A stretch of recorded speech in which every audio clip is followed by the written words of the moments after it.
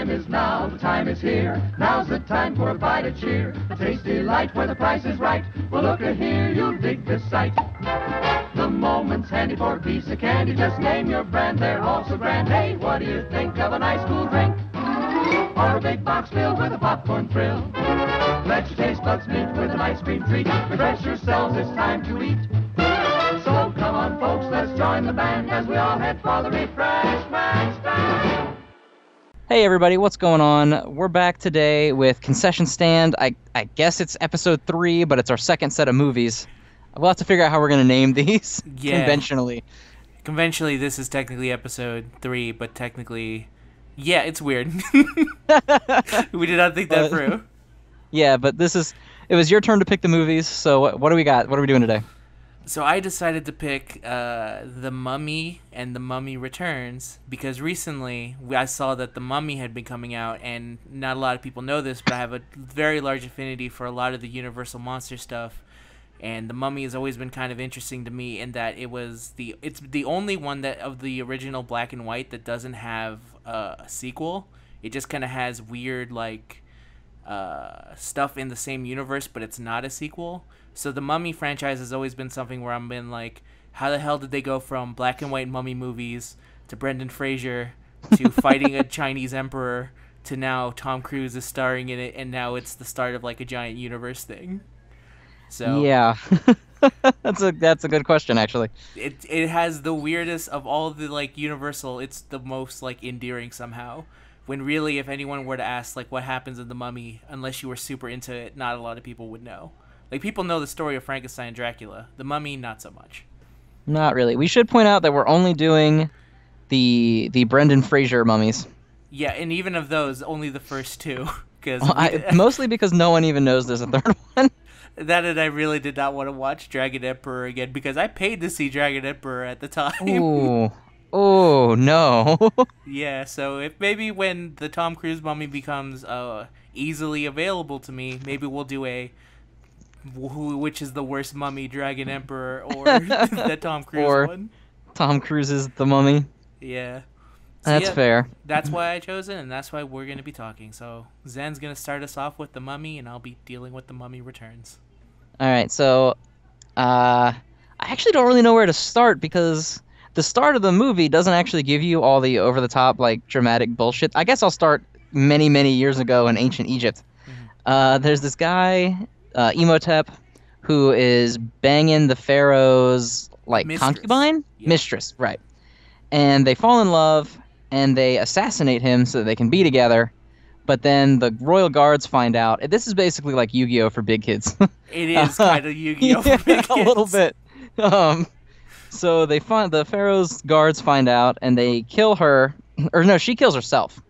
Yes. But then they torture him, and they turn him into a mummy that also gives him superpowers that we'll get to later. Yeah. And then he's dead, and they curse him, and they bury him in Hamunaptra, which is the city of the dead. And then we cut to the future with Rachel Weisz, whose character's name is Evie. Mm-hmm. Is that right? Evelyn? Yes. It's Evelyn, or as Rick calls her constantly, Evie! Right. Right. And she's a librarian / archaeologist / scientist / smart girl. Yes, all the good things. Yes, and she, her, I guess, specialty is ancient Egypt.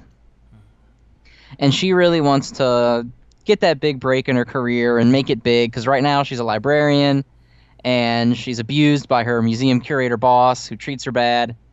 And you meet her bumbling brother, which is John Hannah, which for any of you who have not seen The Mummy but have seen Spartacus, boy, these characters are not... Yeah.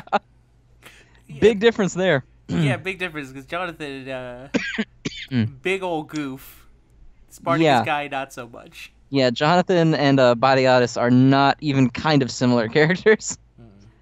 But, so they decide... Well, Evie gets fired for fucking up the museum or something along those lines. She knocks down all the books. Right. And what is probably the best scene in the movie, because that is actual books being knocked over. Yeah, they do the bookshelf dominoes, which is great. I love when they do stupid cartoony shit like that. Yeah, yeah. Yeah. So they knock down all the books off the bookshelves, and she gets in trouble, and so her and her brother end up in I assume they're in Egypt when they're at the prison, because they want to find the city of the dead, and she wants to make a name for herself, and they want to find and do archaeologist stuff, because her brother is also an archaeologist, but he's super lazy and not motivated at all. So they're in Egypt, and they hear that one of the prisoners at this Egyptian prison knows the way to Hamunaptra, because he's been there before. And this is Brendan Fraser's character, Rick O'Connell, that's right. And they get him out of prison, and they all go out because they want to go find Hamunaptra.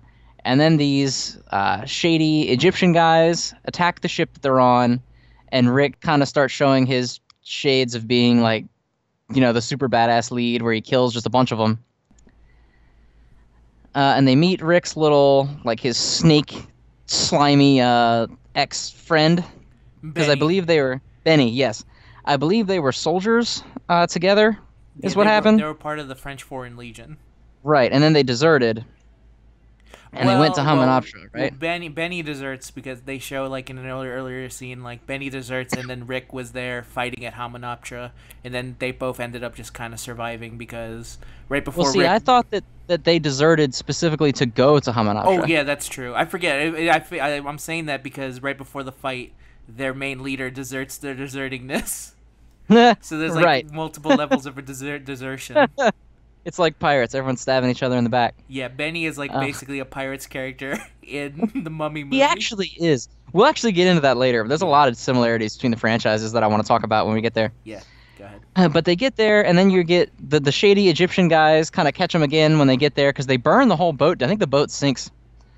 Yeah. And so they get there, and this Egyptian cult group called the Medjai tell them, look, we're guarding this place so that the mummy, or, they don't tell him exactly why, but basically he says, you're not allowed to be here. You can't be here. If you're not gone by tomorrow, we're going to kill you. So Evie is like, you know what? We're already here. This is my big break. I'm going to do it. And they break into the pyramid, and they end up releasing Imhotep from his crazy curse. He comes back as a mummy. He kills every red shirt that they brought with him. Because you'll find out that this movie is really good at killing red shirts. Like crazy good. Like crazy. And so he kills all the red shirts. They grab a couple, like, elevated red shirts, because there's, like, these American archaeologist douchebags that are, like, with him. But they're competing with him. But they all run away to, I believe, London is where they run to.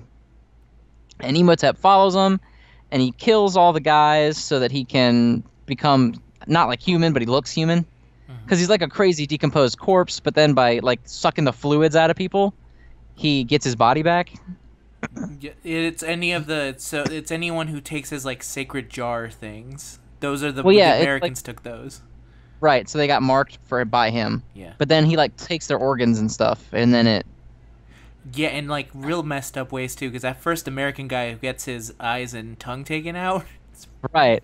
And then he gets killed later, and you only see it in the shadows, but he gets, like, dissolved by sand. And he gets turned into he gets, like, sucked dry, like Cell style. Yeah, kind of. Imhotep is kind of like a Cell, but in ancient Egypt. Yeah. So he absorbs them all, and he gets his powers back, and then he wants to revive the mistress of the old pharaoh who died with him, whose name I can barely pronounce. Akhenamun. It's like Anaxunamun, yeah. Yeah, he says it a lot. That's why I kind of remember it. And he's going to bring her back by sacrificing Evie and performing some kind of ritual to restore her by killing Evie. And so Rick recruits this suicidal old British man to fly them back to Hamunaptra so they can rescue Evie. And then they team up with the Medjai, who turn out were actually not bad guys at all because they were just guards. They're just really shitty at their job. And then they rush the pyramid, fight off all the pharaoh minions. Benny is a bad guy in this because he kind of figures, well, if the mummy's going to kill everyone, I'd rather at least be on his good side, which is fair. Yep. And then they fight Imhotep. They find the magic books that let them get rid of Imhotep, and they kill him. And that's the end of the first movie. That was a very SparkNotes summary, but we'll go into a little bit more detail once we start talking about it. Yes. What are your thoughts on the first one? So I really like the first Mummy. I think, especially watching it, I think the only thing that doesn't hold up is some of the early CGI bits that don't hang up.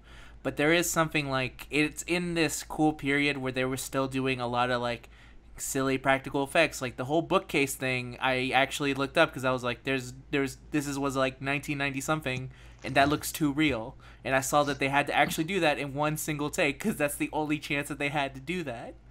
So That's pretty cool. I respect the movie that goes out of its way to include something so minuscule and dumb, and knowing that we got one shot at this, and this is the character introduction. I can respect that. Yeah. I like it. It's fine. It's a fun movie. Mm-hmm. It has a lot of problems. Yeah. A lot of them. See, this movie kind of falls into traps that I particularly really don't like. A big one for me is this movie. You kind of talked about it in Pirates when you brought up the fact that all of their enemies are impossible to kill. Yes. So Jack can't ever lose because he's the protagonist, but the enemies can't ever lose because they're unkillable. Yeah. This movie is like that times a million. Oh yeah. Even as a kid, I was like, "There's no fucking way that they can beat this mummy." Right, like it's the Superman paradox basically, where the mummy's here and there's absolutely no, because he's the only character with powers. Everyone else is just a regular person. Mm-hmm. So he's so far above everyone. They have to have all these they have to purposely write stupid ass situations for anything in the movie to happen. Like they have this cult Medjai guarding Imhotep. And there's absolutely no way, realistically, that with this massive army guarding it, that anyone could ever let him out. So when they get caught by the Medjai, the leader, who ends up being a good guy, says, look, you have to leave, and if you're not gone in 24 hours, we're going to kill you. And then they just go away. Yeah. And that's the only way that they ever could have possibly let the mummy out. Like, if you just watch them for a little bit so they don't let them up, you don't even have to kill them, just escort them off the premises. And he never gets out. Yeah, or steal the book, which they have, I think, at that point when he makes right. that Or just tell them why they can't be there. Yeah.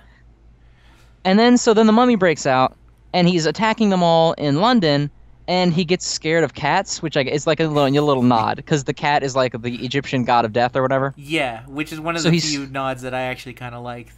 Because the Mummy Returns, by the way, if there's one thing that's different, they don't have any of these cool nods back to the original premise that this guy's a fucking mummy. No, the next one is, oh god, that's a beast we'll tackle when we get there. Yeah, but that one's rough. One. Yeah, so his weakness is cats. Right. That's the one thing that they got. And so they pull up the cat intentionally to scare him away because they need some way to get away from him. Because if you're in the city and this guy's attacking you, realistically, you're never going to get away. Yeah. So they have the cat that's like his kryptonite, basically. But then, just like a Superman villain, they don't take the fucking cat with them anymore. Anywhere. Ever. When, if I'm a Superman villain, I'll get kryptonite injected into my fucking bloodstream. Like, I'll never not have it. Like, I'll just have cat armor on me. Like, I'll have a cat on my head. Yeah, I'll just wear cats everywhere for the rest of my life. If this guy's just take one. But they don't, because he can't do anything around the cat. So if you don't have the cat, he's too strong. But if you do have the cat, he's rendered completely useless. So you can't. And then so he captures Evie, right? Mm-hmm. And he's gonna take her away, and Rick tells him, "I'm gonna see you again, and I'm gonna kill you." Basically, is exactly what he says. And then the mummy's like, "Huh," and then he just leaves him. Like, why didn't you just kill him? There's no reason not to kill him other than he's the lead. And I'm not saying like, oh, the movie would have been so much better if he killed Rick, because obviously you can't have the movie where he kills the lead. Yeah. I'm just saying the movie would have been better if you didn't write all these shitty scenarios to begin with, where you're stuck, and there's no way that any of this should have happened. Yeah, that's probably the biggest problem with it, and I think that also is something that spawns off of the fact that the Mummy is trying to do this balance where it's trying to pay respects to the fact that it's also a horror movie. The problem is that if you put in a horror villain into an action movie, like, horror villains usually are unkillable until the last 5 minutes. And even then, it's very tough. So when you have like a horror type, like for instance, the Mummy into this action movie, you can shoot him all you want. He isn't going down. Yeah, nothing's gonna happen. And this is a very I'm not gonna say the tone is bad because I don't think it is, Mm-hmm. but this is a very like it's a swashbuckly action movie. It's almost like it came before Pirates, but you could almost say that it inspired a little bit of what Pirates does. Yeah. It's very swashbuckly, very like a knockoff Indiana Jones kind of thing. Yeah. Down to like And some so of the then, clothes as well. Rick yeah, at it's some points extremely looks- similar. Yeah. He looks exactly like Indy. Even like the hair. Yeah, it's actually kind of And crazy. you get to the point where it's like, yeah. But then you get to the point where you go from like they're doing silly swashbuckling adventures, and then like, oh, he just ate a man's tongue and then sucked all the fluid out of his body. Yeah, and that's real fucked up. Yeah, there's a lot of clashing in like what you're supposed to be feeling. And I think that comes from, again, them trying to stick to the horror roots, which I really appreciated for it. It does create this very uneven tone at times, though. To kind of get back to, it's funny how similar this is to Pirates, because again, I do want to we bring them up, like just a little bit. Benny has maybe the most Pirates-ass character motivation of anyone in there.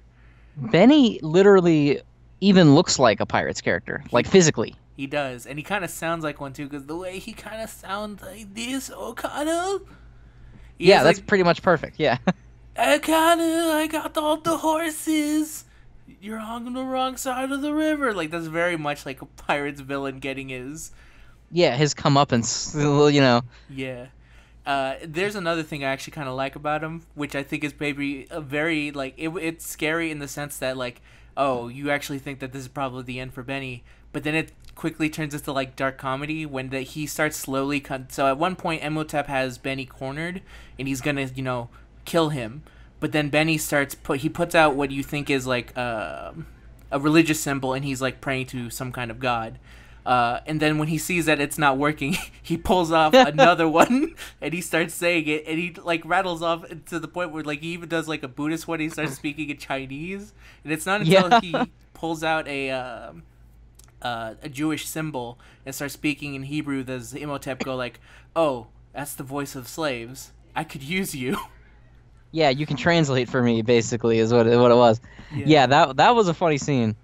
And this movie kind of does better than what we talk about with Pirates, is none of the funny scenes seem to drag on to the point where they become annoying. No, they kind of end like, it. Yeah, this movie never really seems to lose its pacing or kind of lose track of itself. Yeah, they have a good idea of just like going, okay, it's over. I want to say the only joke that maybe stays a little bit. No, actually no, because there's a real funny sequence where when Jonathan's on the on the boat and it's on fire, he looks to the side and basically his entire crew has jumped off the boat. But then he looks to the American side and all the Americans are doing is just standing in place and shooting guns. And he just goes like, Americans. And then immediately a man on fire comes rushing towards him. It's got a real it's got a quick pace, and I like that they're able to, at least it seems like, deal with one joke, and then that joke contributes to another joke into another joke, and then they're done once the joke is finished. Yeah, and a lot of the jokes are, I guess, a little bit more quippy than like actual like written jokes. Yeah. But yeah. they don't at any point pull you out of what's going on with like a quip. Like they're not sitting there sword fighting Davy Jones and then Jack's like, "Ooh, peanut," and none of that shit in this movie. None of that. Another good one, which I like just because I like it anytime when someone puts a lot of guns, it's when they meet each other underneath the temple and they're just like, someone says a single sentence and they're just like, okay, guns up. All right, guns down. No, what? Guns up. Right, guns down. They have like the most trigger happy like anything. Like they could have said anything. It's like, I don't like your hat. All right, guns up. It's actually okay. Guns down. Yeah. It is ridiculous. But yeah, I really like Mummy. It's a fun movie. For its time, it's a weird blend of like practical effects and start trying to figure out CGI in a time of like, was it 1990? It's 1999, and it also it's got that going for it. And I also like that there's a lot of like references to the Mummy that are not like super told out there. So one of the ones that I had to actually, because of when, again, I did some research on the Mummy before I wanted to talk about it. So the guy who helps out Rick, the one who works for the Medjai, or the main leader of the Medjai, is called Ardif Bey. And Ardif Bey is the name that in the original Mummy, the Mummy when he pretends to be human, like that's the name he uses. And they gave him that name, and they didn't even the only way you would figure this out is that in the credits his name is Ardif Bey. So like that is the only way you would ever know that that was that character's name, and it is like the tiniest of tiny references to the Mummy that only if you were super into the original Mummy you would be able to find. Right. Yeah, I know, like it definitely feels like it has at least some degree of reverence to the source. Yes. It doesn't it's not Tom Cruise digging up the bad guy from Suicide Squad, that's for sure. None of that. None of that. None of that. And especially in like an age where there's a lot of people doing like adaptations and trying to be faithful, but in a lot of ways it always feels like they try and ham-fist in the references. It's interesting to see a movie do it so long ago and actually do it pretty good. Yeah. Like, if you want at least a base template for enjoyment, just look at that Mummy and just do better than it did. Yeah, pretty much. So let's talk about the actors in this movie. There's Brendan Fraser, there's Rachel Weisz, John Hannah, and then just guys that I've never seen before and will probably never see again. Imhotep, for the longest time, I had confused for the guy from the main bad guy from the Titanic. And it wasn't until I guess I could see that. And it wasn't until I was in class and I kept saying like, "Oh, that's the guy from Titanic," and one of my classmates was like, "No, it's not." And I was like, "Yeah, it is." And it goes like, "I'll bet you for $10 right now that those are not the same people." And I took that bet and lost $10. Yeah, they're not the same guy, but they do look similar. Yeah. But yeah, he's fine, and so is the Medjai guy. They're like really the only main characters that are relevant, I guess, because everyone else dies. Yeah, basically. Pretty much. Yeah, they're fine. I don't dislike any performance in this movie, I guess. No. But I'm not sure why I don't, because a lot of the things that Brendan Fraser says are stupid as shit. Yeah, they are. Very. I think a lot of it helps is that it feels like Brendan Fraser's character isn't taking everything too seriously as well. Like he's taking things to he has like a very like narrow mindset. Like people are like telling him, "Oh shit, the end of the world is coming," and he's immediately going like, "Not my problem. Gonna go move on somewhere else." And the only reason he even bothers to help out is because Evie gets kidnapped at one point. Right. Yeah, and like her performance is good. I think she's probably the best performance in the movie. She's the one I like the most, at least. Yeah, I like her a lot. Yeah, I like her in pretty much everything she's in. Mm-hmm. And as much as I think we had a long conversation where we were trying to find the exact appeal of Brendan Fraser, and we both agreed that there's really, we could not come to a conclusion. We just know that in certain things we like him, and then in certain things that we have not seen of him, we assume that he's not good in it. Yeah, see, the thing is, I've never seen Brendan Fraser in something and felt like, ugh, God. But I've also never seen him in anything and been like, oh, Brendan Fraser. Like, I automatically assume he's not good. Yeah. But I've never been, like, wounded by any of his, like, objectively, I can just look at the shit that he's doing and be like, oh, God. Yeah, like, oh, furry vengeance. Who thought that was a good idea? Jesus, he's in George of the Jungle. Like, you know? Hey, now. I like George of the Jungle. I will defend George of the Jungle. But, like, you know, and even, like, watching him in The Mummy, I'm not like, wow, that guy's a good actor. I'm more like, oh, Jesus. But I'm not, like, ever... Most of the time when someone's doing a shitty job or they're playing a hammy, over-the-top character, I kind of get put off on it. Like, even Jack Sparrow, I love those movies. But with him, I'm like, oh, God, like, you got to tone it down a little bit. You're losing me. But I never really got that way with Brendan Fraser, and I don't know why. Because it's not skill, because objectively, he's not that good. He just has some kind of weird, like... I think he made a deal with Davy Jones to be, like, a good actor for 10 years. And then once that's why he looks like a crazy fish man now, and he's not in anything anymore. It's true. Now he's just a part of the Flying Dutchman, and he walks among us trying to find someone to take his debt from him. Yeah, that's why you don't see him in anything anymore. And when you Google him, you're like, oh, God. It's mutated. Like, I don't know what it is. I like to think of him as some kind of Cthulhian monster, where the second you try and think of it too hard, like something enters your mind and just like white noise enters you as you try and think too hard. Yeah, I mean, because I've never seen him. Like, I really like him in Scrubs. He's only in like 2 episodes, but I really like good both episodes of Scrubs. They're though. great episodes. Yeah. One of them is my favorite episode of the series, and he's great in it. But at the same time, I'm like, Jesus Christ. Like, when he's talking to Benny, and he's like, oh, you're on the wrong side of the river. And that's, like, actually how he delivered the line. He actually and they were literally like, delivers it. And they're like, just take that one then. You know, whatever. And I'm like, Jesus Christ. But it's never bad enough to pull me out of the movie. So maybe he just rides that very fine line. I don't know what it is. Maybe he's just secretly good, but he's really good at convincing you that he's not good. Yeah, maybe he's acting shittily.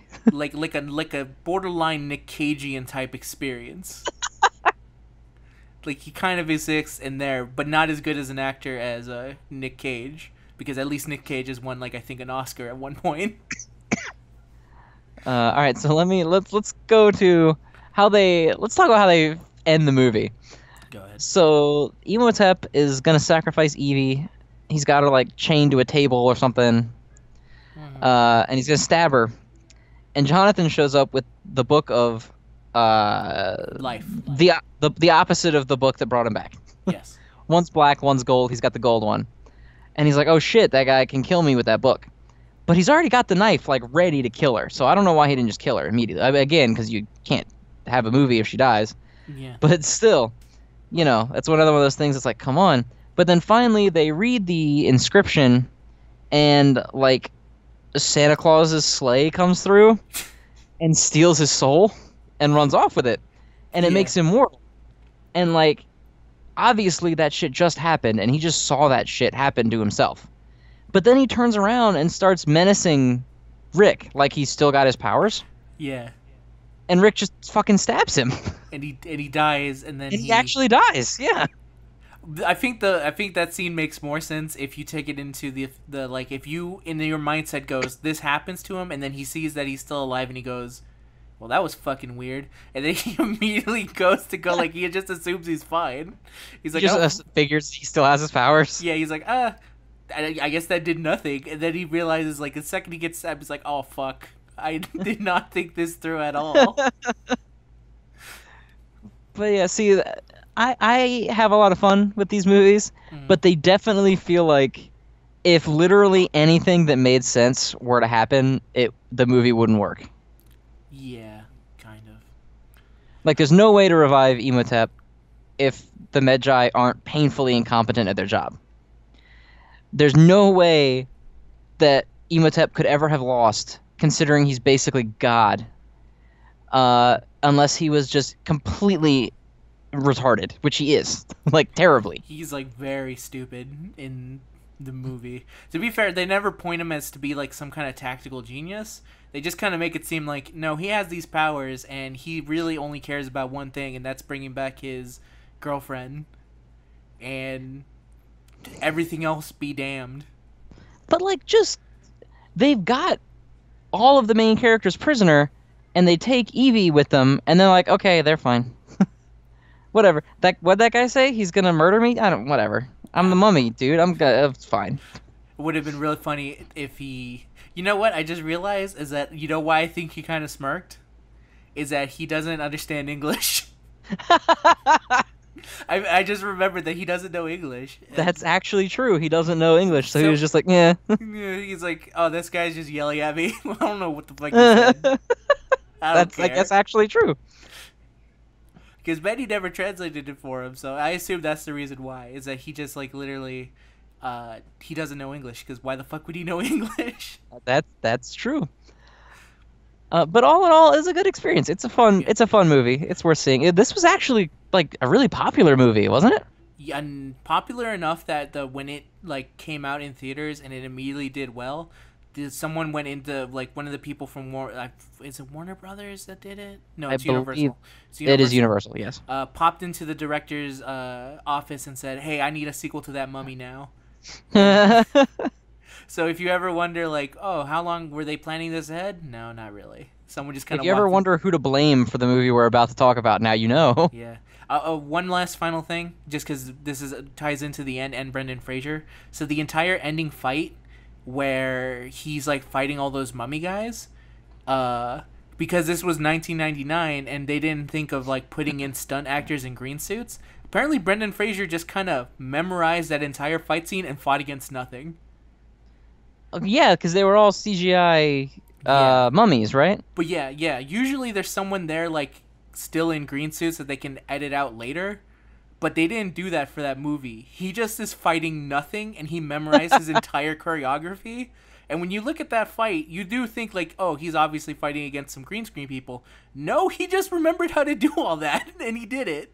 Fair enough. That's actually pretty impressive. So yeah, he at least cares about some form of his craft. So credit where credit is due on that part. Yeah, fair enough. But yeah, Mummy, check it out. If you did not already see it, I would suggest actually checking it out. It's fun. Yeah. It's one of the. I'll say. Well, actually, this is another final thing. Out of all the horror movies that get like PG-13 remakes, that is the best horror movie I think to get a PG-13 style like remake. Especially considering that The Mummy was, very much like a weird, like in its time, The Mummy was probably like a real fucked up horror movie, but turned into something like actually enjoyable later on. Yeah, I think part of that's the fact that it doesn't try to be a horror movie. Yeah. Because, you'll get a lot of those PG-13 horror movie remakes that are like, oh, Texas Chainsaw Massacre, but we need all the ticket money we can get. So he can't really kill that many people brutally on screen. And it's like, so, okay. Yeah. All the horror is taken out of it because that's all you have. But this movie builds a solid enough adventure base that you don't feel cheated out of an actual horror movie. Yeah. Yeah, that's true. All right, so now we're moving on to The Mummy Returns. Christ. Strap it in, people, because in order for me to actually say this, I had to take notes on this. Because this movie is something else. So, I wrote this, I believe, mid-watching the movie. All right? Mummy Returns. We start with the story of the Scorpion King. He's The Rock. They make him seem like he's a real badass dude. None of that matters because he's been fighting in Egypt for 7 years, and after 7 years, he's defeated at Thebes, and he's just exiled into the desert of Spear. And I'm going to pronounce a lot of these Egyptian words wrong because I'm not Egyptian. Anyway, he's exiled into the desert. All his men die from heat, like how common is dying in Arizona. He makes a deal with Anubis because he's the last one alive to get revenge, and he eats the head of a scorpion, nothing else, and a giant oasis shows up. And with this, he's able to summon the army of Anubis, and he basically lay waste to all of Egypt. And then Anubis takes his soul and his army back because he's like, the deal was as soon as you got all your enemies dead, you come back to me. And that's literally, he made a deal with Davy Jones. Basically. This is 100% just that deal. Now we cut to 1933. Rick and Evie are doing some Tomb Raider shit. Since the last time we saw them, they somehow were able to have an annoying child. They are looking for the Scorpion King's bracelet, and after some wacky action shit, they have it. A cult is then shown trying to free Imhotep from the last movie because somehow, like, he got turned into amber. That doesn't matter. And then during the crazy wacky shit, there were 3 thieves that Rick's son was, like, dealing with, and they are later shown to be working for them, and then they are sent to go do something else as the cult goes to get the bracelet. Rick and Evie return home, and they start talking to each other, and they clearly just want to have sex with each other while they're talking about their love life, their life. No one is watching their son Alex, so he puts on the Scorpion King bracelet because that's what kids do. Alex sees a vision that tells him to go to Spear, or he sees like a bunch of different things that all point to that's where Spear is. Before Rick can have sex with Evie, he notices that there's other women's underwear, and he notices that must mean that Jonathan is nearby, because that is that's the telltale sign. Jonathan is trying to have sex with this lady, and then and he has a magic stick with him, and that's important later. The cult grab Jonathan, thinking that he's Rick, and they try to get the bracelet from him, and then Pokemon Sun and Moon shows up and scares him with a snake. Rick shows up and gets a snake thrown at him, catches it, throws it at a guy, then a knife is thrown at him. He catches it and he throws it back at someone in quick action. This all takes place in like 5 seconds. Some more action stuff happens and Evie gets captured. Alex notices the main cult man just so happens to be the British Museum curator. At this point, Ardif Bey shows up and says the world is ending, shit is going down, and Rick says that he's to blame for this because he only shows up when bad things happen. And at this point, Alex says, like, hey, they don't have the bracelet because they came to take the bracelet and they thought they had it, but it turns out that no, Alex actually has it. And then Ardif says they got 7 days to get to the Scorpion King. Imhotep is brought back, and Rick and the crew go to the museum to get Evie. They rescue her, but Imhotep unleashes mummy guards to fight Rick. They go, at this point, like, Jonathan and Alex were supposed to be guarding the car, but they broke the car, so they get a double-decker. And then more action shit happens on a double-decker bus. After the action, Rick, again, wants to have sex with Evie right there and then. And because no one's watching Alex, he immediately gets kidnapped. And then they decide to go get him back. They recruit a guy named Izzy, whose main character plot is that he's been shot in the ass at one point. Imhotep talks to Alex, and Alex talks tough, while Imhotep says, bitch, I'm a mummy, and then Imhotep eats the 3 thieves from the beginning of the movie. Since the cult were told to steal stuff from the first movie that would make it so Imhotep got better. So in the first hour, they basically do what the entire mummy movie did in like 2. So now Imhotep is on a train with Alex, and the bracelet tells him where to go, and Rick follows them by air. Also, at this point, we are introduced to one of the best characters of the movie called Horace, who is a bird and Ardif Bey's best friend, which he introduces as, this is my best friend Horace, the bird. Then at some point, Imhotep decides to bring in Sailor Moon's memories. This involves a fight between Egyptian Evie Nefertiti and Sailor Moon because the pharaoh was fucked up and said, let my daughter fight my mistress. Sailor Moon wins and is made the pharaoh's guard, and his daughter guards the Scorpion King's bracelet, and this is kind of shown why Evie was able to know where the Scorpion King's bracelet was, is because it turns out that she was Egyptian in a previous life at one point. And then the opening of the movie happens, but this time it's revealed that it was Nefertiti that called the guards, because in the first one it's never really, I guess, explained why the guards. No one really cared, but they thought, like, hey, let's explain it in this movie. Throughout the train adventure, Alex keeps leaving clues for his dad and find and stop him, and then finally they catch on to him, and Imhotep decides to do what he did in the first movie, but instead of a giant sandstorm with his face, he does it with a giant water. And Alex is not able to kiss him to distract him, so the blimp actually crashes, but luckily enough, they're actually in the forest of the Scorpion King. Ardif Bey tells his best friend Horace to update the Magi, because at this point the Magi have been kind of following track with them because of Horace. And while Horace is flying away, he gets shot by a bad black guy who is called Lochnaw. And now this means, and his only character thing is that he badly wants to kill Alex, so he's like the most agreeable character in the movie. Ardif Bey is so devastated over the loss of Horace that he says that he needs to go warn the Magi. And Rick says, "Nah, but my son." And Ardif goes, "Yeah, but your son." So they go. So he joins with them, and they go through the forest, and they're attacked by pygmies that I could have swore were actually mummy monkeys. Yeah, they were like some kind of undead shit. Yeah, they call them pygmies. I'm pretty positive they're just mummy monkeys. They kill basically the mummy monkeys kill all the cult members except for Baltus, who is the Egyptian guy, curator man, Imhotep, Akhenamun, and then also at some point Ardif Bey is able to kill Lochnaw and gets revenge for Horace. Finally, Rick finds Alex in the forest because the cult is bad at their job and they let him go.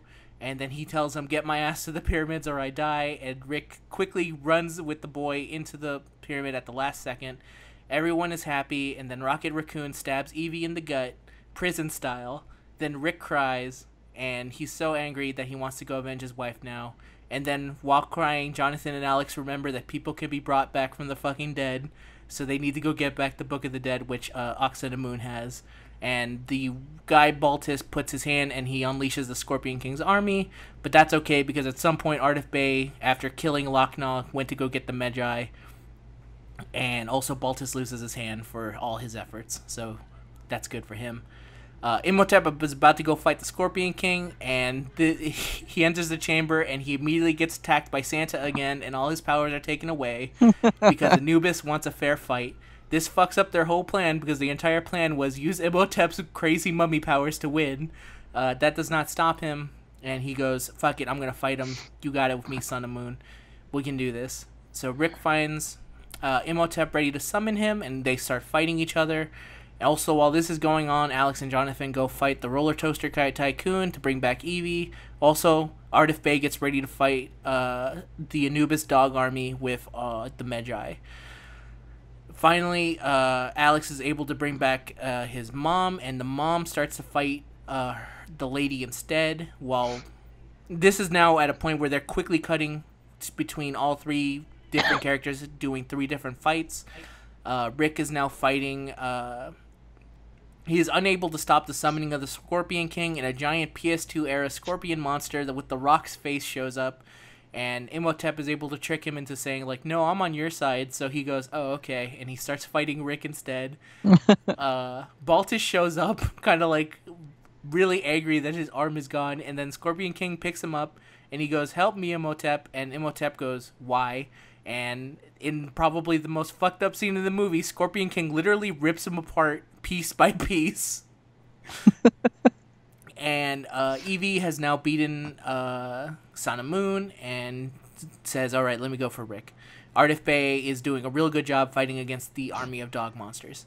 At this point, Rick saw a tablet with his tattoo and the magic stick that Jonathan has, and finally, after like an hour and 39 minutes, decides, hey, maybe destiny is real. And finally, he believes that he's a Magi, just like Ardif Bey told him. He tells Jonathan to make a spear out of the stick that he has and throw it at Scorpion King. He does it, and Imhotep catches it midair because he's Imhotep. And then they cut back to Ardif Bey, who's all happy because he thinks that all the dogs are dead. And then he looks on and sees an entire army of dogs rushing towards him. They cut back. Imhotep throws the spear. Cut back to Ardif Bey looking really bummed out. Cut to the spear, slow motion being thrown. Cut back to Ardif Bey say, fuck it, let's go die fighting a bunch of dogs. Cut back to Rick, who catches the spear midair because he's Rick. Cut back to the army of dogmen running. Cut back to Rick fighting the Scorpion King, being cornered. And then cut back to Ardif Bey getting ready to get fucked. And then cut back to Rick finally killing the Scorpion King and stabbing him. And then in the absolute best scene in the movie, he stabbed the Scorpion King, and Imhotep baseball slides in and goes, no! And then Rick tells him to send his army and him back to hell. Cut to Ardif Bey as the dog army goes away. He celebrates, pretty pumped that he's able to live. And then we get back to the temple where Rick and Imhotep are about to fall down a giant like wall of screaming people. Rick tells Evie to forget about him and go to safety, and she says fuck that and saves him. Imhotep calls for Prancer Dragoon to save him because she is there now, somehow. She says fuck that and runs away. This breaks Imhotep's heart, especially when he sees that Rick has true love with his wife, and he just kind of gives up and lets himself like just die because he's so heartbroken. And this is pretty sad. And then they cut back to Panzer Dragoon, who is running, and she trips and falls and gets killed in the most horrible way by a bunch of scarabs. Just like real mean. And then finally, Rick and the gang look screwed up because the end of Jumanji is happening to them. They climb up the pyramid, and they're saved by Izzy, and Jonathan steals a piece of the pyramid. Everyone is happy. Rick has his wife. Alex isn't dead. Izzy hasn't been shot in the ass. Ardif Bey mourns Horus, and Jonathan argues with Izzy over his treasure, and that's the end of the Mummy Returns. Ugh. That was extremely detailed. Yes, it was. This movie sucks ass. Yeah, by the by. By the by. I did a very in-depth because this movie is fucking ridiculous. There is so much wrong with it. I think I hate pretty much everything. Yeah, so you know how The Mummy has like a really weird tone? And The Mummy Returns decides to say, fuck that, let's throw that all away and just do like a bunch of kiddie happy shit. Like, oh no, look how silly this kid is. Like, now this is the part where we're like in Pirates bad. Like, all the things we say bad about the Pirates, imagine done times 10. It's ridiculous. Okay, so I mean, we're not we're not being bold by saying little kids fucking suck at acting. Like, that's not new information to Yeah. anyone. There have been very few recorded cases where child actors have been extremely amazing, and those are very few and far between. For the vast majority, all of them kind of stink. Yes. I fucking hate this kid. He is so unlikable. He's like a little. They try to say that he's really smart and like scrappy because he's Rick and Evie's kid. Yeah. I fucking hate he's like Anakin Skywalker times 100. Yeah, this is pod racing. He could have easily have said, this is mummy racing or something, some shit like that, because he basically does that. Yeah, no. So he's basically just like a little cunt the whole movie. Like, even to his parents, he is. Yeah, like, straight up, like, just, like, anytime they show public displays of affection, he's just like, this shit again. Am I right? Yeah, like he's the worst thing on the planet. And, I mean, obviously he can't act. So, like, every time he talks, he's trying to be like, they're trying to make him like a smartass, like a, quippy character, but he's also like 9. So everything that he says is just the worst thing that anyone's ever said. Yeah, and he's 100% unnecessary, because let me tell you, they had a character like this in the first Mummy. His name was Jonathan. They could have literally just done this movie with Jonathan. Yeah, or they could have just not had a hostage child to begin with. Yeah, it really kind of... It bogs down the movie in a lot of ways. Yeah, he brings nothing to the movie. There's no sense of like, oh, Rick and Evie, your parent. I don't give a shit that they're parents. No. They already kind of show that they're in love by literally every single scene that they're with. They're just like they cannot be. You have to throw fucking water at them to get them apart. Like, yeah, that is... they're very clearly in love, and I don't need to see the physical result of that love to understand that they're in love. Yes, exactly. And that kid kind of really bogs down the movie. Oh god, it's terrible. Ways. Yeah. Because they keep cutting back to these scenes of like the villains with the kid, like, oh, they've still got the kid, but like I don't give a shit that the kid's in danger because fine, fuck him. Yeah. But like, just show the villains. Like, you don't even really need to show the villains. The first movie, you only really saw Imhotep when he was doing evil shit that was directly related to the plot. Yes. But in this movie, they keep cutting back to Alex because they think we give a shit, and we don't. And that's really. A problem. Yeah. Like, they cut back to Alex, and he's just, like, messing with, like, the blackguard, assuming that he just, like, wants to see his kid dick at one point, and it's like, oh, come on, kid. He keeps fucking with him, and it's supposed to be funny, but it's actually just really obnoxious. Yeah, you're kind of down with this guy going, like, I do want to cold-blooded murder this child. Yeah, like, I'm kind of like, that would speed the movie up if you just murdered him right now. Yeah, that character was extremely likable until he killed the greatest bird in all of his cinema history. Yeah, until he murked Horace. Yeah, and then he became, like, enemy number 1. So then you find out that Alex is leaving breadcrumbs for his parents to follow him. Yeah. And then you find out that he's fucking doing that by making scale models of Egyptian cities out of sand. Like, the dickiest kid in the world. Like, unbelievable. The only reason that they notice this is that they don't notice it is because he puts his jacket over it. And it's kind of like, someone should have said, yo, kid, get your fucking jacket. Get your coat and let's go. Yeah. Yeah. You're not going to leave that behind. Your parents paid good money for that. You just can't leave it behind. But, like, they finally find it. And then, like, leaving the jacket alone would be breadcrumbs, right? So why would the people not be like, don't leave your shit here, because then they'll know that we were here. Take your shit so that your parents can't find us. Exactly. But then they eventually find out that he's doing it, and they're just like, darn kid. And then that's it. Like, the closest thing they do is, like, at one point Imhotep goes, like, now that I know your parents are right behind them, I'm going to fucking kill them with this water wall. Watch me do this sick trick. And then he goes, I already did in the last movie. Yeah, except for I did it. They never explain why all of a sudden Imhotep can take water. Desert, I can understand. I can follow that's that. mummy enough that I'm like, fine. Mummies can have sand. That's whatever. Yeah, fine. whatever. But mummy and water, that's like two exact opposite things. Yeah. Not a whole lot of water in pyramids that I've seen. Yeah, unless they I mean, you've got the Nile, I guess, but... Unless this is the reveal that Imhotep is actually a really sick, like, airbender and waterbender. He's like the Avatar. He's the Avatar. He's the Avatar. He's been the Avatar the whole time. Yeah, that would be a sick reveal, but they never do that because it was like 2001, I think. So the Avatar did not exist. Did not. But yeah, that kid just okay. I understand that you can't not make any sort of fiction ever that has a child character. You Yeah. can't do that, obviously. Yeah. But like very rarely can you make children a lead and have the movie still be okay. I think it's like Harry Potter and maybe that's it. Yeah, but they specifically make it so that kid is like the most beat up. Like usually for a kid protagonist to work, they have to be beaten to a certain extent. Like the reason Naruto works is because that kid is like you can understand and sympathize. Like, oh shit, this guy basically has been beaten down the entire. Yeah, you have to relate to the kid in some way to your own childhood. Like even like obviously I'm not saying every child ever is abused, obviously. No, but even with Naruto being like, oh, I'm unpopular and I don't know why. Like every kid has self-esteem issues. And obviously Naruto's goes way deeper than that. Yeah. But on its base level, you can understand that he's lonely and he wants to have friends. Yeah. Alex is like a rich genius. He's like Tony Stark if Tony Stark was 9 and a bitch. Yeah. Basically, know? like, relatable. Naruto, okay, feels lonely. Harry Potter feels lonely. Alex, super fucking pumped with his life.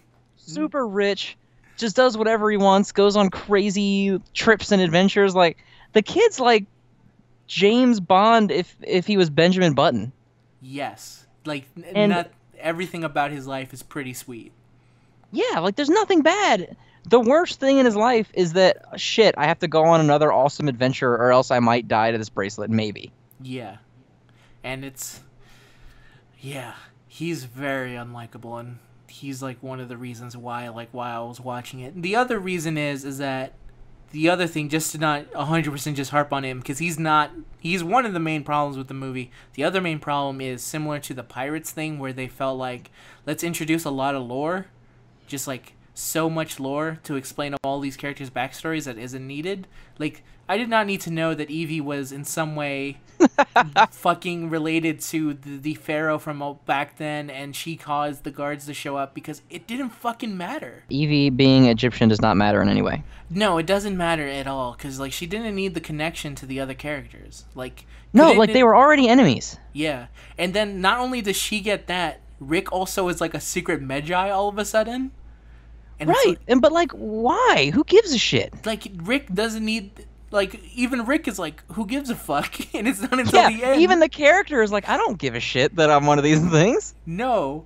Like, every time, to be fair, this is the one thing I like about Rick, is that he only cares about the things that are directly affected him, because, again, when Ardith Bay goes, I need to warn the Magi of the Anubis' army because Horus can't, and he immediately goes, but my son.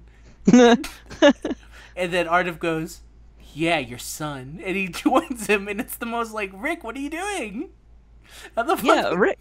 But to be fair, like, He does only. it's confusing to me that the main character is like, dude, the plot of the movie, and everyone else is like, no, we have to do this other bullshit that doesn't matter. And Rick's like, God, come on, can't we just advance the plot? Yeah. Like, it shouldn't be written into your script that everyone else is trying to fuck up the pacing of the movie and only the lead gives a shit about it. It's true. And I guess to eventually Ardith Bay is right, because Anubis' army totally gets summoned at one point. Yeah, of course they do, because this is a mummy movie. Yeah. Because he has to be.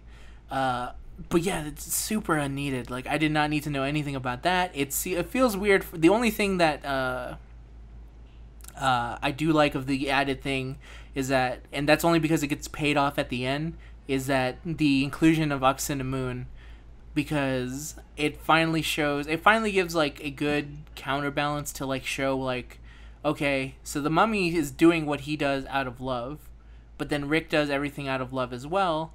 And then finally at the end, when they're able to show like the crescendo of like, okay, so this is Rick's love and the difference between Rick's and Imhotep's love.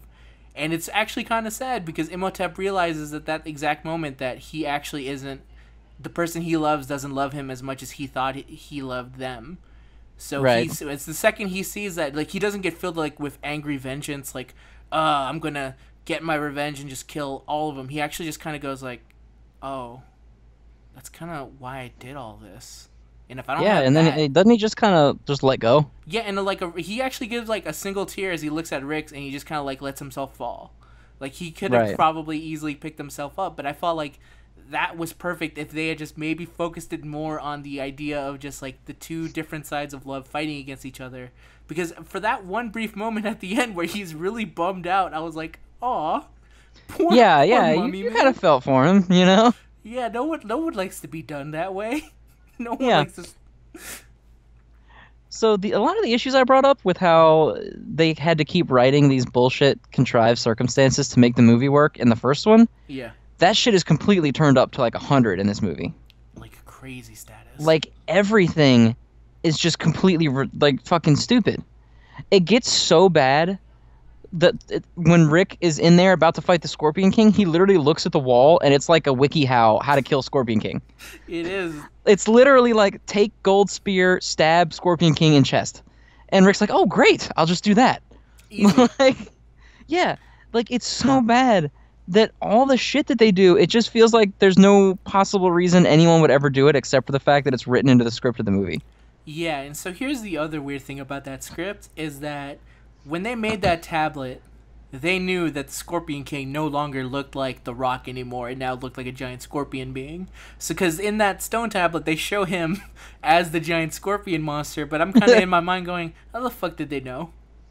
How did those Egyptian people know that there was a giant evil scorpion man living inside? Maybe Anubis was like, "Guys, I need you to carve a stone tablet for me."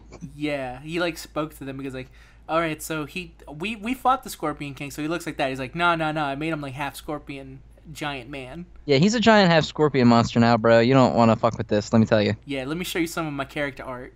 Show you some of my concept art. Do not steal, please. This is my original. My original character, the Scorpion King man. Cold Steel, the Scorpion King. Yeah. And I guess he just kind of waits inside that fucking temple for someone to bring him out.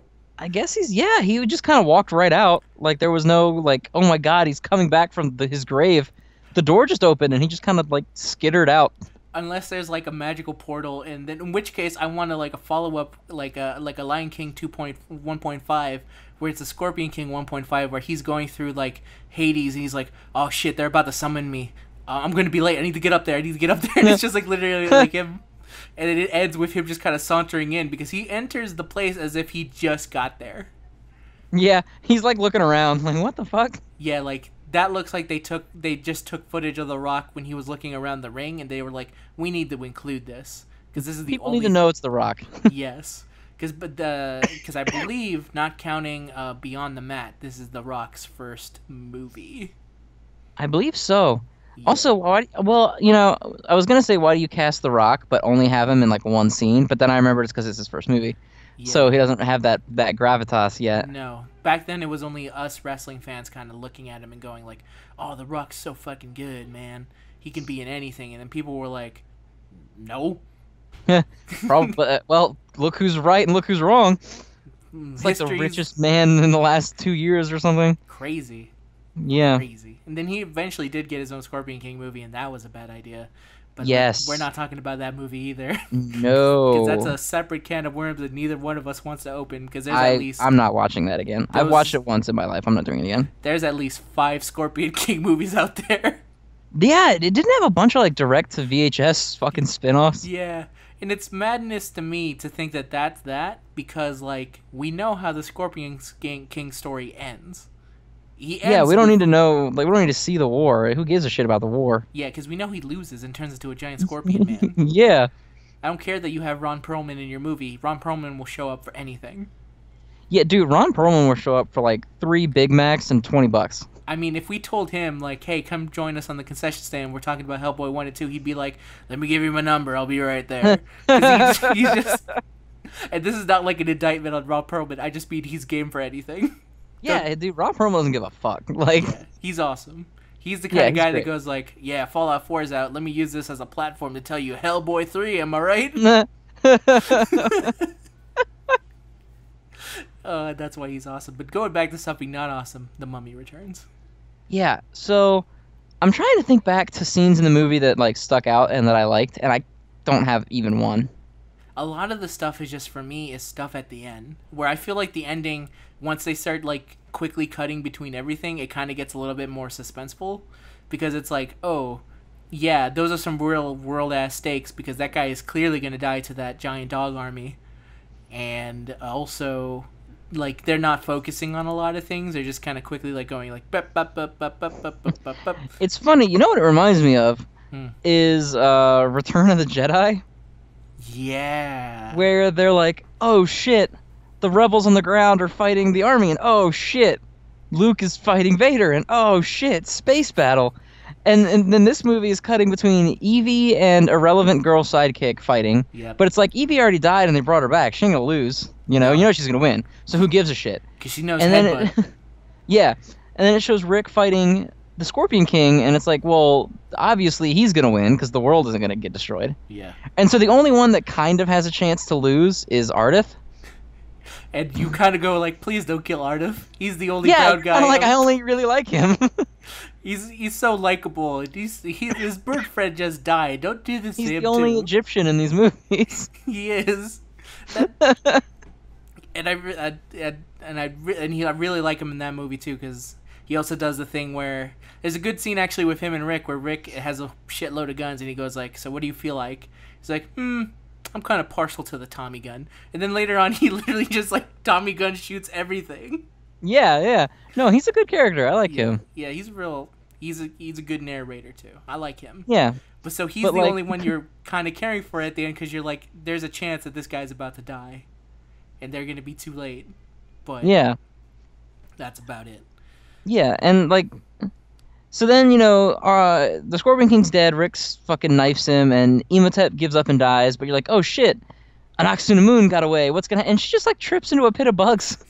Yeah, it's real messed up. I feel like the director maybe had just gotten through a breakup or something, and he really wanted to punish her, because really, that's a fucked up way to die.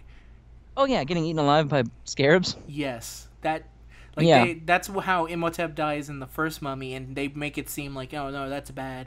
And when she does it, there's just a shit ton of them.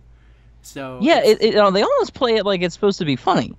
yeah, a little bit. I feel like you're supposed to laugh at her, and it kind of Because remember, she runs away, and then she gets to the edge of the pit of scorpions, and then she's doing like the Sonic the Hedgehog thing, Yeah. where she's like, whoa, And then whoa, I'm right on the edge, and then she falls in. I also think you were supposed to find the curator's death funny, because the Baltus, but like it's so gruesome. I don't know what happened in 2 years for movies to suddenly go like, I know previously we didn't want to show you like even cutting a girl like with stabbing motions, but now we're just going to show you this man being ripped apart. Yeah, well, I mean, I feel like I don't recall there being blood or anything in the scene. No, but again, Like, I think he just kind of segments in multiple, and also, to be fair, he was probably in a just excruciating amount of pain. yes, but come on, that guy's head was no longer attached to his body. That's fair. Yeah, he did get like quad sected. He got ripped into 4 different pieces. Yeah. And another thing that I really like in this, and it's the only time where the movie gets funny bad, is again Imhotep's reaction to Scorpion King being killed, because he literally baseball He slides in on his knees. No. It's the fucking funniest thing ever. If you're gonna see one thing from The Mummy Returns, it's just that scene. Yeah, just watch the fight at the end. Yeah, I think that's the best part of the movie. And it's not good because it's good. No, it's just It's kind good of because it's so bad that like you're kind of like, that's Jesus Christ. Yeah. You know what I mean? That's when the movie finally goes way over the top. And it's just Yeah, so yeah. much dumb shit going on. And here's another thing that I just don't like about it, is that all the horror stuff is just kind of disregarded. Yeah, They- this is like full on little kid adventure movie. Yeah. Which kind of Like- makes sense, because I guess this was turned into like an animated series. So, Was it really? yeah, it was. It was on Fox. Jesus Christ. Yeah. It was a weird time for animation back then. But like this series really jumped like the Star Wars and or the Pirates quality threshold. Yeah. It jumped right off that bridge super fast. Like, because the first movie, I mean, when you're being a pompous ass on an internet show just to shit on the movie, of course, it's got problems. Yeah. But like when I'm watching it, I'm not like, oh, this, the pacing. Like, it's fine. Yeah. But I'm like happy the with it. second movie, I'm watching it and I'm like, what the fuck is happening? At one point, I looked up and I was like, how the fuck is there still an hour left in this movie?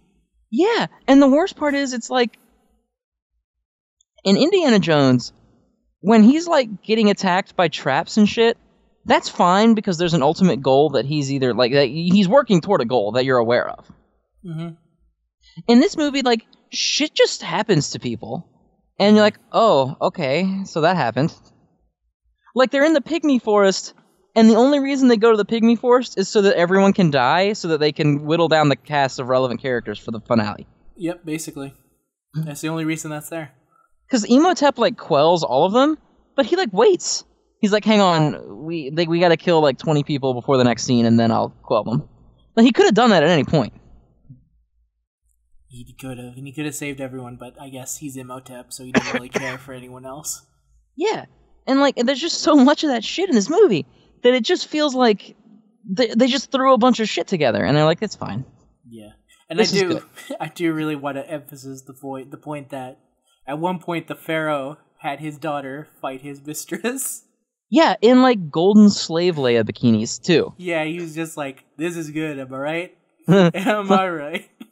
Yeah, which yes, it actually was, but in the context of the father and Daughter, yeah. well, it's the father of one of them, and then I don't know what the word is for a man with a mistress. The guy, Yeah, the guy with a concubine. Maybe, I don't know. I don't know what you refer to it when it's royalty. Yeah, But like, he fucking organized this. Like, what?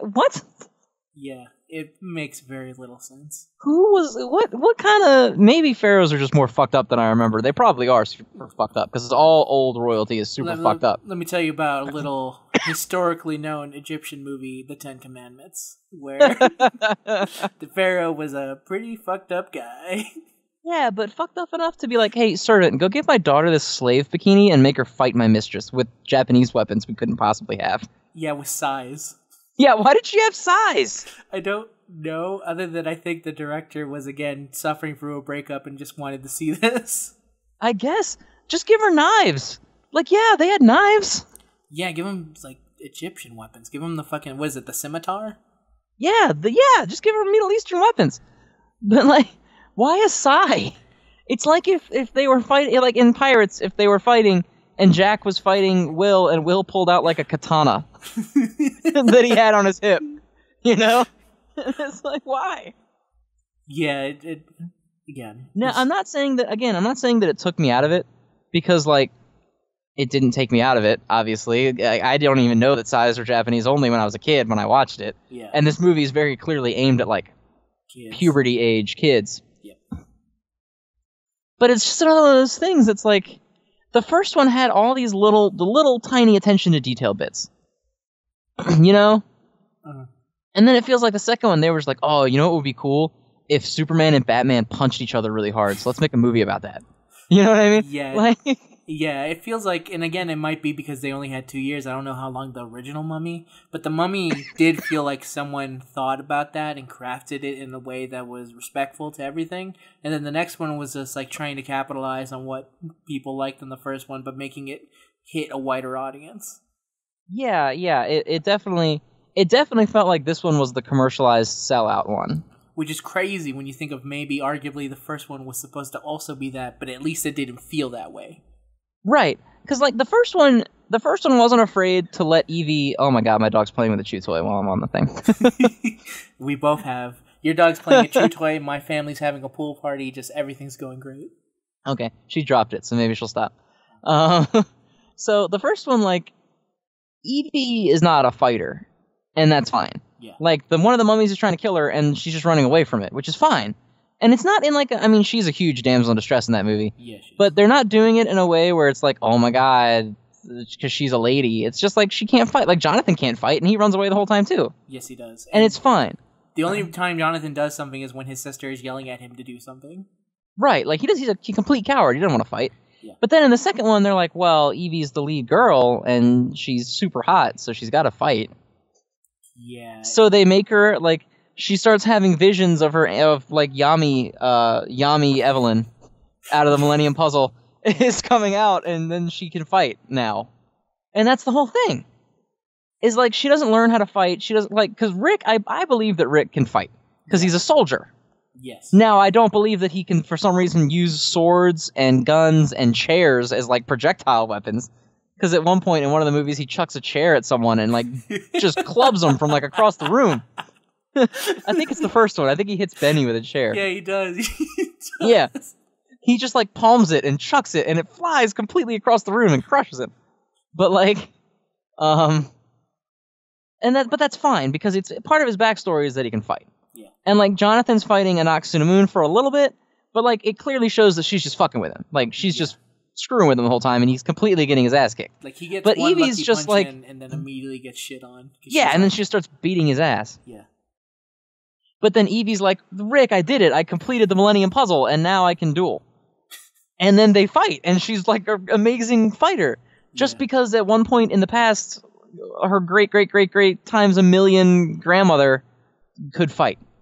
Yeah, it makes so little sense. And that's Also, I think this movie tries to claim that white as a sheet, prim and proper Rachel Weisz is half Egyptian.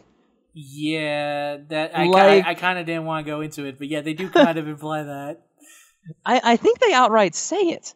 Because it's one thing to have, like, Egyptian ancestry. Like, I think I have some minority, whatever, ancestry in me. Yeah. But it's so diluted, like, obviously. But I think they straight up say she's, like, 50% Egyptian. Which, no. That's like on a borderline when that Aloha came out, and they're like, yeah, Emma Stone is Chinese. It's like, no. Nope. No, she's not. That's not how that works. I'm sorry, sir, but you're going to have to look up a little bit more. Just try more than not at all, basically. Yeah. That's a lot of how I feel about this movie. Because they were like, well, we want to make it a movie for little kids now, so we got to have a little kid. And that's sort of like the Star Wars thing, where it's like, what little kid is like, oh, I really want to be little kid Anakin? Yeah, no one wants to be little kid Anakin. No one wants to be little kid Anakin. No kid was watching, like, A New Hope, and they were like, well, I have no one to relate to because Luke is a grown-up. No, you want to be Luke and Han Solo, right? Yeah. Or like when you're watching a Phantom Menace, you want to be Obi-Wan, because Obi-Wan had the badass fight and he kicked the shit out of Darth Maul. No kid is like, I can't have a hero for this movie because he's not my age. Now, you know? Yeah, I will say, just to tell you into the mind of my little kidness, I did kind of like Jar Jar as a kid. But mainly it was because he was a bumbling idiot that was somehow able to do that's stuff. Kind of different from what I'm talking about, though, because Jar Jar is like, hey, this is to pander to little kids and make them giggle, and that's what it's for, and that's fine. That's I mean, obviously he's like the worst character in fiction or whatever. I don't care. I mean, yeah. Sure. Yeah. But, like, it's very obvious that they only put Alex in this movie because they felt like little kids couldn't watch a movie if it didn't have little kids in it. Which is not true. Which is not true. Which is not true at all. I mean, that's why I watched the first Mummy, even though I wasn't allowed to. I still found a way to see that. Like, that's actually what kids want to see, is things that they're not allowed to see. Yeah, like, when I was a little kid, I didn't watch the first Mummy and be like, damn, I wish there was a character in this that I could project myself onto. Like, I don't think a little kid looks at, like, an adult and thinks, like, that's too different from me. Like, when I was little, I could look at, like, a 23-year-old guy character and be like, oh, he's awesome, and be fine. Like, no kid watched, Goku fighting Frieza, and they were like, oh, I wish Gohan was still there and fighting, because that's the only character I can empathize with, because I am also child. You know what I mean? Yeah, like, you're just like, Goku's fighting Frieza, that's fucking awesome. Like, you don't need a little kid to entice little kids, is what I'm saying. Yeah, it's true. I was about to say, until, like, Cell shows up, and then he kind of turns into that. But that's by virtue of Gohan being the badass lead. He could have been anyone. Yeah. It could have been future Trunks, and you'd still be like, that's fucking dope. Hey, Trunks is awesome. It could have been Krillin. Just Krillin all of a sudden just gets real badass at the end, is able to be. And he just starts shitting on Cell. Yeah, it would have been fine. And, like, in the Boo Saga, no kid is like, oh, well, I default to liking Goten the most because he's closest to my age. Mm-hmm. That doesn't happen. If anything, you're like, I kind of like the idea of fusion, and I would like to have that ability. Yeah. But that's the closest thing in his arsenal that comes close to you wanting. Yeah, and so it just kind of looks like this movie, they immediately were like, okay, The Mummy 1 was super popular, it wasn't even cult, like, everyone liked it, so let's make the next one not even kind of what made that last one popular. Yeah. I will also say, here's another funny instance of a park ride having something to do. Apparently, The Mummy also spawned an extremely popular ride in Universal City, which I've been on multiple times, and I can say that's a good ride. But apparently, more than anything, that ride is also extremely popular, and it's due to the Mummy. So can I just say that apparently our first two movies have been theme park ride, swashbuckling movies about skeleton things? Yeah, it's weird. We're consistent in a way that is Yeah. usually not. I think we're typecasting ourselves already. It's going to be even worse with the next set. That's actually, believe it or not, it's another ride movie. We're finally looking at the Haunted Mansion with Eddie Murphy. We're not. We're not. I swear to God, we're not. We're not. I'm not. No. No, never again. You guys have been asking for it. So here comes the Haunted Mansion. With Eddie Murphy. With Eddie Murphy. But yeah, I mean, we're closing in on an hour and a half, so I'll probably start winding down. But like, this movie very much feels like, hey, we want to make a movie that's really popular, so you should watch our shitty movie that's really popular. But like, they only made the sequel because the first one was already popular. Yeah. So why did they do all this shit that was like, hey, let's I don't know if gentrify is the right word, but let's make this movie as generic as possible so that as many people as possible will come see it. But it's like, the first one was already popular enough for you to make this. So why are you ruining it? I felt like they didn't have a lot of time to think. That's my theory on it, is that they just did not have a lot of time to think about it, and they went for the easiest thing they could do. That must be what it is, because there's just so much of this movie that doesn't work. Almost all of it doesn't work. Yeah. Even if you liked all those characters in the first one, your like of them will not save this movie for you. No, it won't. Like, even as someone the characters who borderline parody themselves. Yes. And as someone who also is a huge fan of The Rock and will apologize for a lot of the bad movies he's made on his stardom climb, this is not one of those, because there's barely any Rock in it for you to go like, yeah, The Rock. There's so little Rock. Yeah, he's actually literally only in, I think, one sequence. Like the beginning and the end. That's it. If you even count the end, because it's just a CGI monster with his face on it. Yeah, he doesn't really say any words. He doesn't say any words, and it's obviously not him. Yeah. Alright, yeah, so there's really only beginning Rock. It's the only time you'll ever see him. And I think the ending would have been way better if instead of a giant scorpion monster, it was like literally just The Rock with his giant bulkness just showing up and beating just fighting him. Yeah, that would have been fine too. He's already a monster when you look at him. You don't the man is giant. Yeah. But yeah, and so like, there's just a whole lot of the movie just doesn't really make any remote sense. I don't know.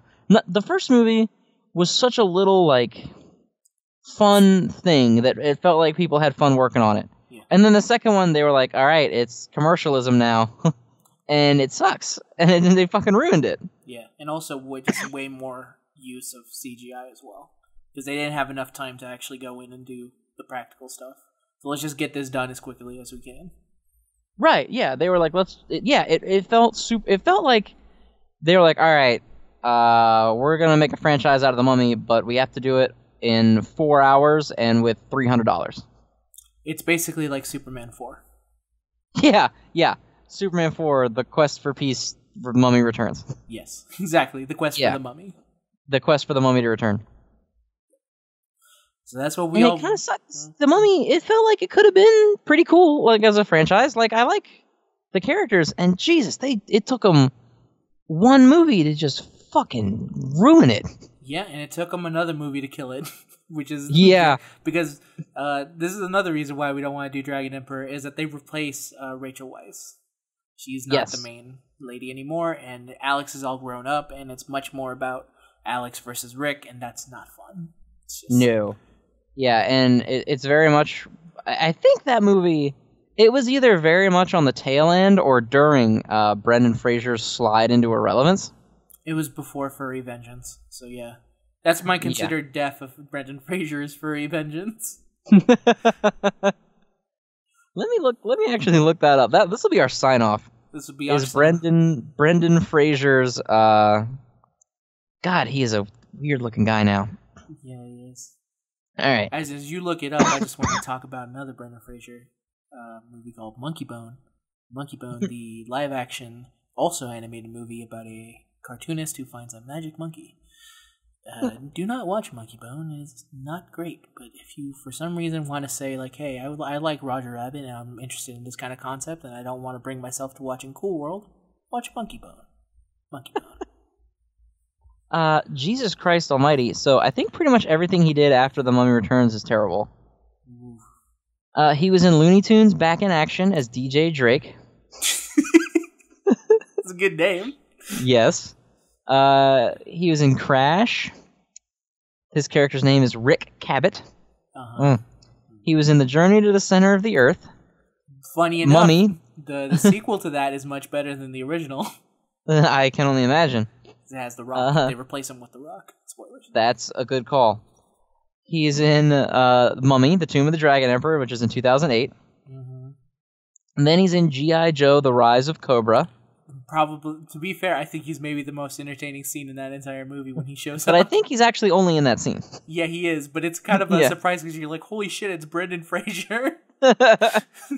And then there's Furry Vengeance in 2010. And since Furry Vengeance, he's been in Escape from Planet Earth, The Pawn Shop Chronicles, The Nut Job,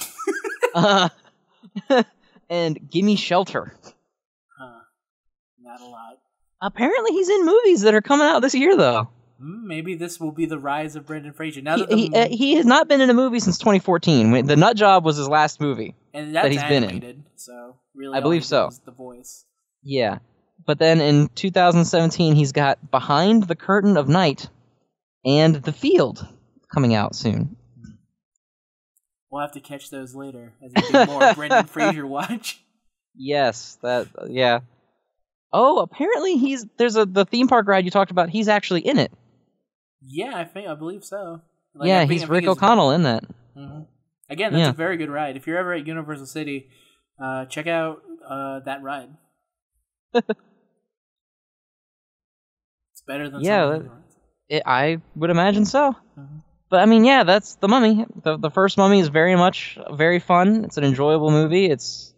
It's lighthearted, but still kind of scary. If for some reason you're a super big fan of like the 1953 or whatever the fuck it was. 32, actually. 32 Mummy.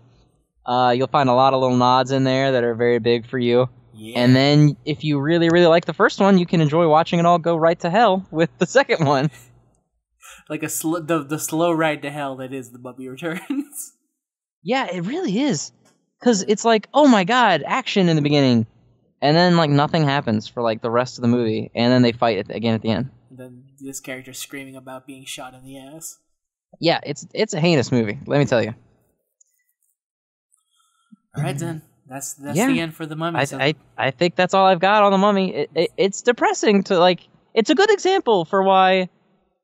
I think it's actually a good example for why the R-rated superhero movies are doing so well now. Yeah, I could see that. Is that PG-13ing up your stuff to make it appeal to as many possible people as possible, meaning that you also have to include, like, 8-year-olds, alienates the shit out of everyone that's not 8. Because it turns out 8-year-olds have a very specific set of interests. It's true. That do not necessarily coincide with every other human being on the planet. Very much, yeah. Yeah, but that's a that's a topic for another time. Funny enough, because what's the next thing we're gonna see? I guess we can go ahead and announce it now. Yeah, you can announce the next ones we're doing are it's gonna be long. I think it's gonna take us 3 episodes probably. We're gonna be doing the Fox's X-Men series, which I'm excited for because I love the X-Men. I do too. I remember liking a lot of the X-Men, and we can finally talk about.